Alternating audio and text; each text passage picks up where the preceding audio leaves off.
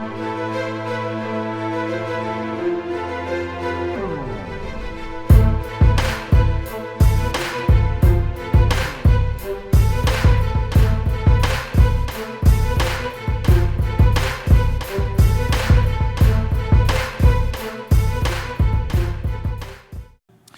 Dr. Darian Jones, and at almost a half century old, I've spent a lot of times walking into schools and working with principals and leaders and teachers, and having been a principal in urban education for the past 20 years, I'm often put in a place to where I am microaggressed, even at my age, that people won't call my name or they mess up my name, or I'm never Mr. Jones or Dr. Jones.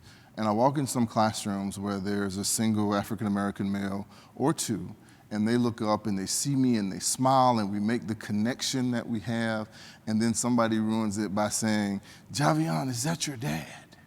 And I look at how their faces change. And I think about how now in this time of where we've adultified or allowed our kids to be adultified, people fear our children. Their identities are seen as obstacles rather than assets to be overcome.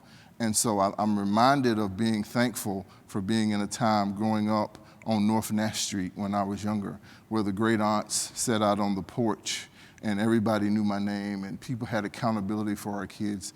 To look at today where we have garages and decks and we go out in the back, and if we're an African-American family that has arrived, we often tell our kids that, "Oh, don't go play with those kids down the street because they're not where we are. This may happen." And so we've done that very same thing to ourselves, and we've lost that sense of community.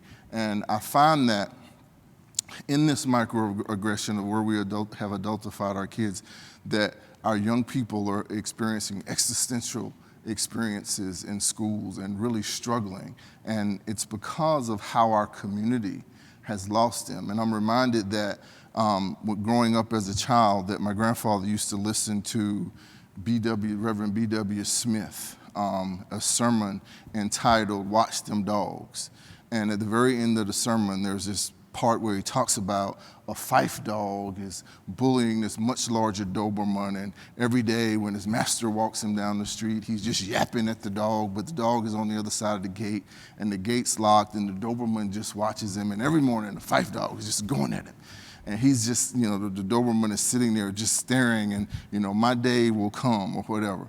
And so one morning the Fife dog goes by and he hits the gate springs open, and the Doberman just looks at him like, "I got you now." And after he lets him loose and gives him a good old whooping, the Feist dog goes up on the porch and is licking his wounds, and his question is, who in the hell left the gate open?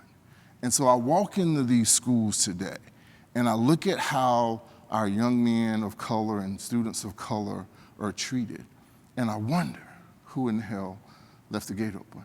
And I think about when I first became a principal some 20-some years ago, and superintendent gave me one charge, which I've always gotten, that raise test scores, don't suspend anybody. And so I go into the school, and new principal, I'm trying to hold on to this young man. I mean, he is so just out of control. Everything that he's experiencing in his life is coming out when he's in school. And so 3 weeks, he's just done everything but pulling fire alarms, everything else. And so finally, I get grandma on the phone. We send some services, got grandma on the phone, we're talking, and go through the whole spiel of everything this young man has done for the better part of 3 weeks. Teachers are talking about me. He doesn't have any control. The kids aren't sure. So call grandma. Grandma says, so let me get this straight. She says, "You're the new fellow that they hired as a principal." I said, "Yes, ma'am." She said, "And you've been there about 6 weeks?" I said, "Yes, ma'am." And she said, "And you're having a lot of trouble with my grandson?" And I said, "Yes, ma'am." She said, "Well, I had him all summer, and I didn't call you one time." And so early on in my career, it hit me in that conversation that we have to be responsible for our kids, and we have to be the models and exemplars so that they aren't microaggressed, so that they are protected and have that foundation, and so that I'm still not walking through buildings 20 years from now saying, who in the hell left the gate open? Thank you.